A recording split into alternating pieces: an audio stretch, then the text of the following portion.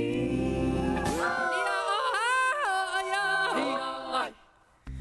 political rematch. France's Emmanuel Macron faces off with Marine Le Pen for a presidential runoff. What could the results mean for Asia? Turning to the east, Russia rearranges its forces in Ukraine, triggering a warning from its president. China sends planes into the ADIZ. This time, a new high-tech fighter jet is spotted. Plus, a task force for testing kits. Taiwan ramps up its efforts to deal with a surge in COVID cases.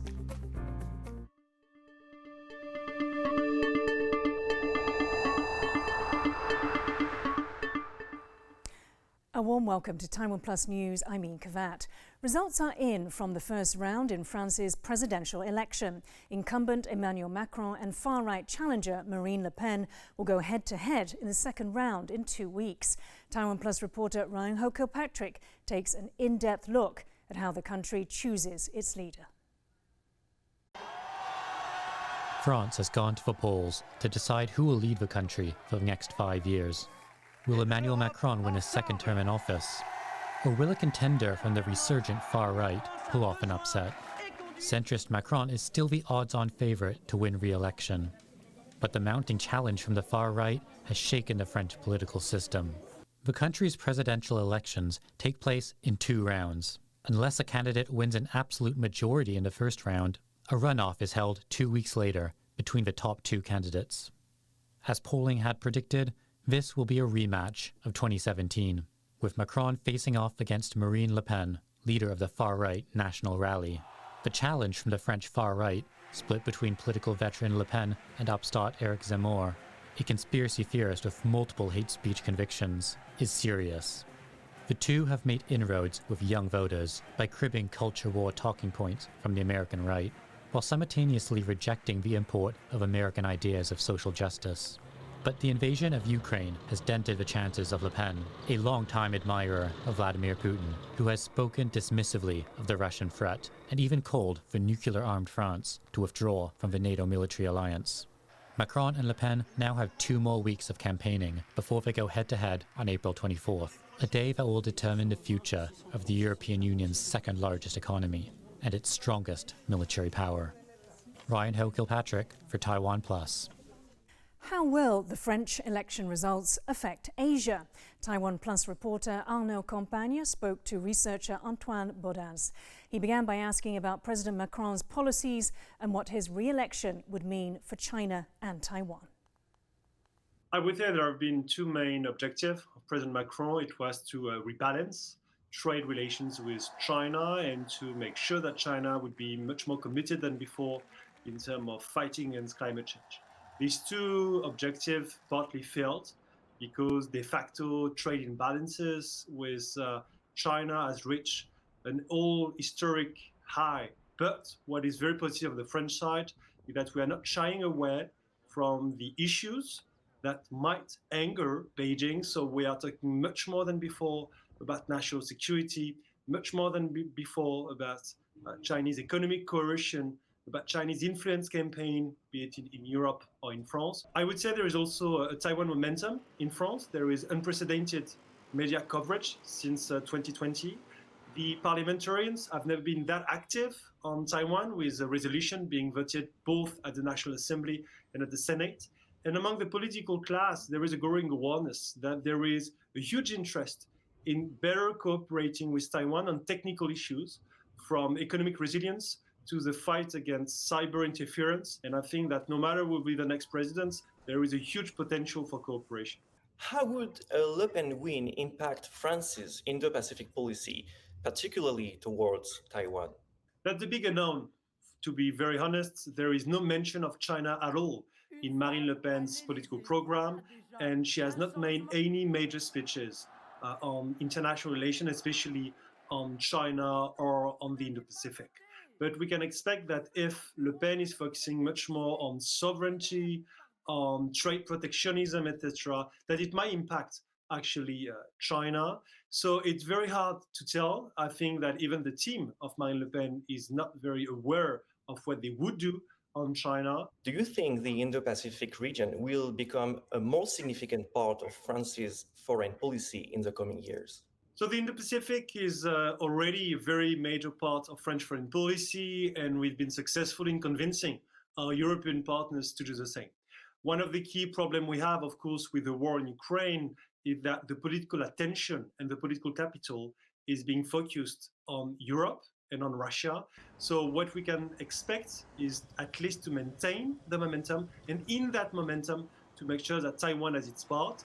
The very positive point from the French side is that in the update of the French Indo-Pacific strategy, Taiwan is fully mentioned as an economic partner, and the stability in the Taiwan Strait is mentioned as one of the objectives and the priority of the French government. Ukraine's President Volodymyr Zelensky has warned that the coming week is crucial for his country as Russian forces move their focus to the east. It's believed Russia's military is getting ready for a large push to expand control in the Donbas region. Rick Glowett reports. Russia-aligned militias moved through residential areas near Mariupol in southeast Ukraine. Pro-Russia separatist forces like these have been fighting for independence in Ukraine's east since 2014. And it is in these areas that Putin is now expected to focus his energy. Російські війська перейдуть до ще більш масштабних дій на сході нашої держави, можуть використовувати проти нас ще більше ракет, ще більше авіабомб. Але ми готуємось до цих їхніх дій. Ми будемо відповідати. Будемо ще активніше забезпечувати Україну зброєю. As Russia rearranges its forces, in the towns and cities they have now left, devastation and evidence of atrocities committed by their soldiers.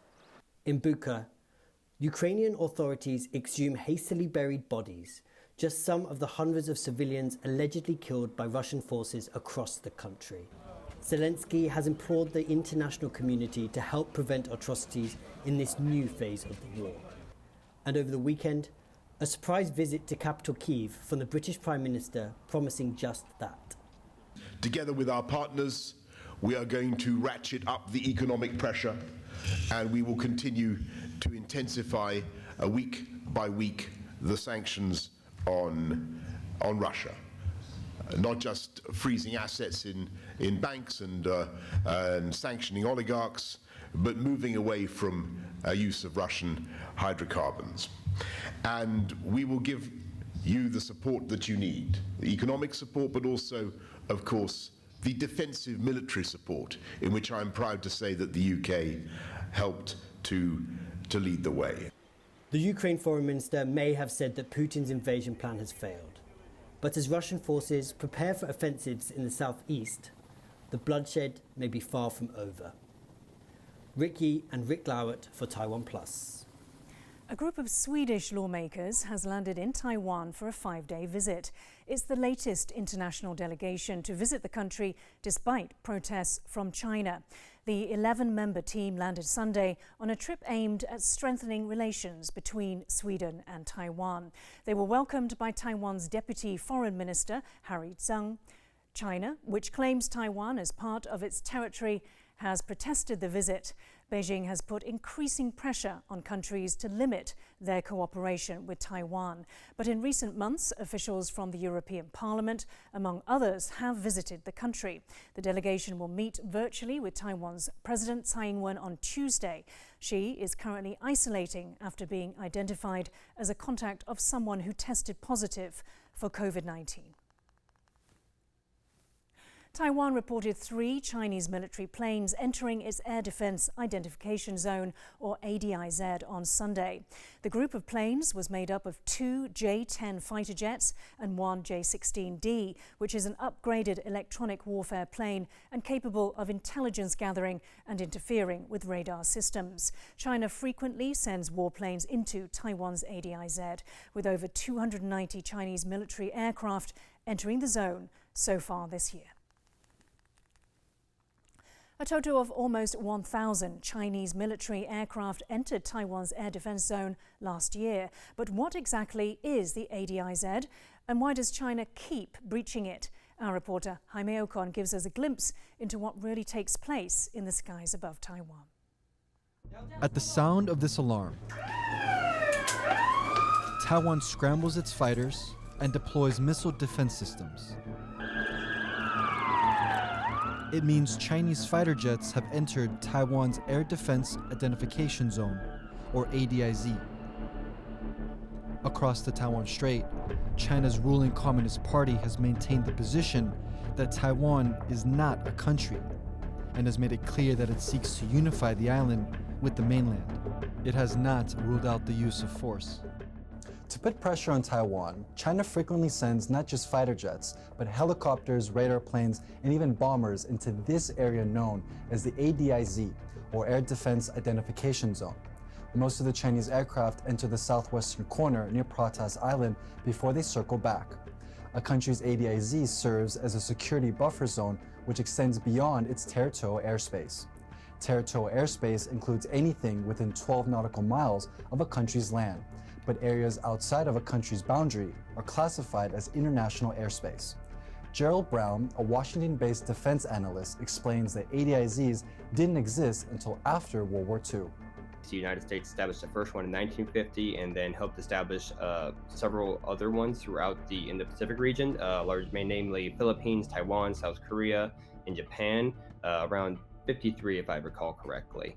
But largely, it's just that buffer to provide that little bit of security benefit. So usually when aircraft are entering, then they are required to identify themselves, file their flight plan before going over entering an air defense identification. As these identification zones are not bound by international law, there are no common guidelines to define a breach, and so every country has their own protocols. In the East China Sea, South Korea, Japan, China, and Taiwan's ADIZs all overlap.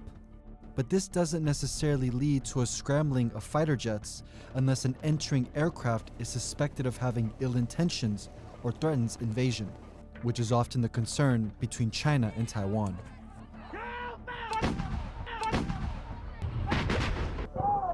Because it's this kind of weird gray area, it can often be used as a form of what we call gray zone warfare, right? Basically putting military pressure on an adversary that's beneath the threshold of conflict.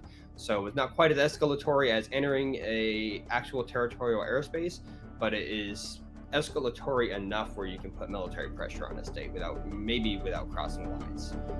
It's those lines that put Taiwan in a difficult position when enforcing its defense zone. A large portion of Taiwan's ADIZ sits over China, and as the PRC, or People's Republic of China, reinforces its ownership, there are calls for Taiwan to reconsider its ADIZ. I think there are two meaningless things in this case. One, it doesn't make any sense to establish ADIZ covering mainland, in which Taiwan cannot really control the airspace.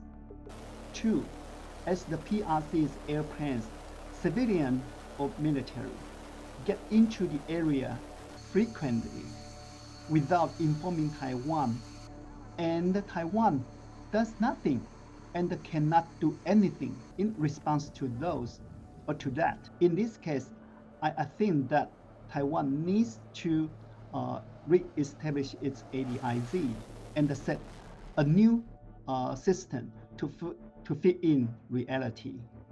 With China expected to ramp up its so-called gray zone tactics, Taiwan is looking to minimize the effects on its hardware by shifting to a more advanced missile and tracking system.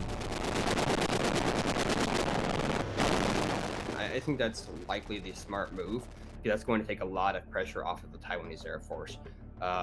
Constantly scrambling planes to respond, it's just wear and tear on the airframes, right? There's a lot of costs involved in that. There's, it adds up.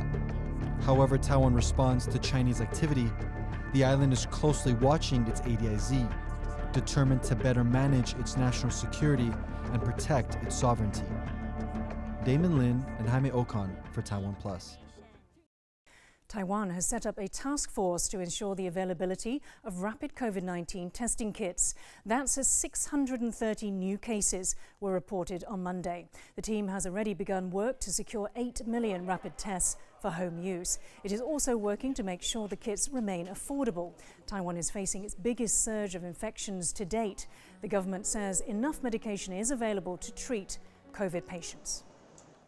现在不是没有药，我们现在有7200份的口服药物，16000的瑞德西韦，所以目前是有药，不会说现在有需要用药而用不到药。 Coming up, how the COVID pandemic inspired Tunisia's first locally made solar-powered car. Details after the break.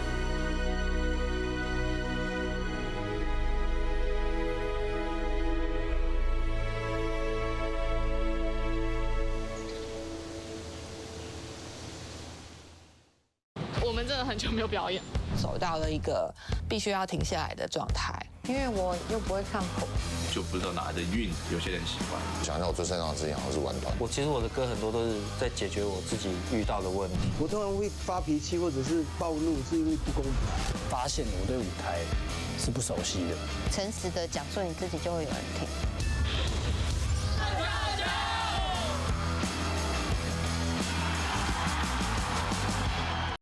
In a changing world, when voices are being silenced, TaiwanPlus is listening. We tell those stories. No compromise, no boundaries, people in Taiwan. no fear. I understudy Chinese. I'm Ryan Hilcopatrick. Capital Taipei. TaiwanPlus. TaiwanPlus News.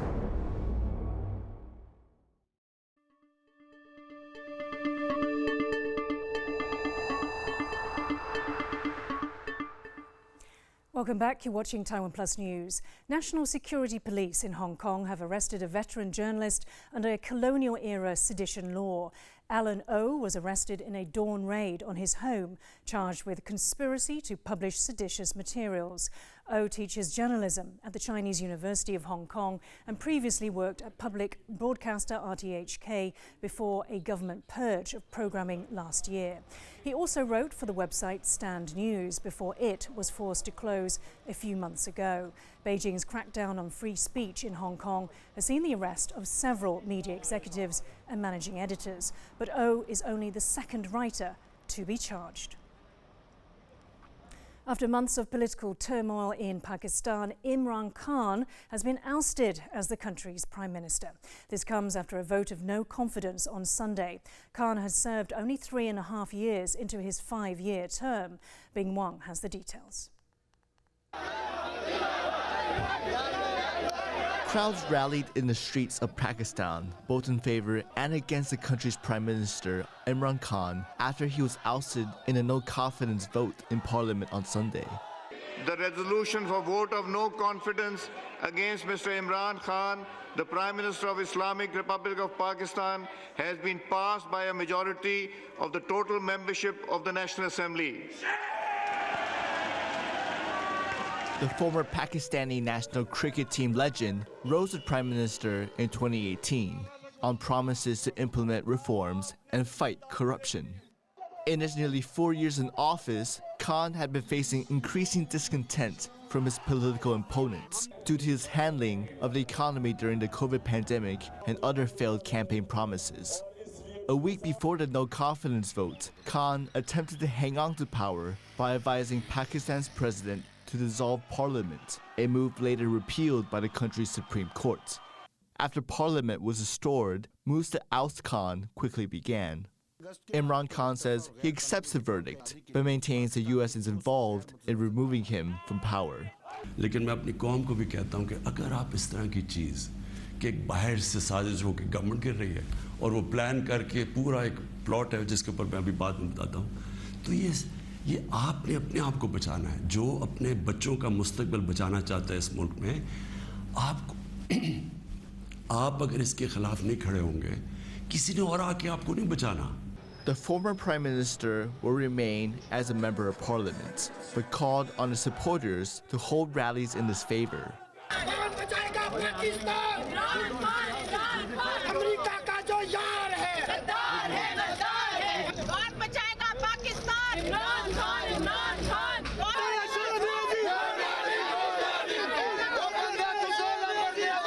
Washington has denied having a hand in Pakistan's affairs. The country's parliament will meet on Monday to elect a new prime minister, and opposition leader Shehbaz Sharif is likely to succeed him. हम इस कौम के दुखों और जख्मों पर मरहम रखना चाहते हैं। हम किसी से बदला नहीं लेंगे। हम किसी के साथ नाइंसाफी और ज्यादती नहीं करेंगे। Sharif's supporters hope he will mitigate Pakistan's political turmoil and be the first prime minister since independence from the UK in 1947 to at the very least complete their first 5-year term. Klein Wong, Bing Wong for TaiwanPlus. Thousands took to the streets in Sri Lanka's commercial capital of Colombo over the weekend, calling for the resignation of President Gotabaya Rajapaksa.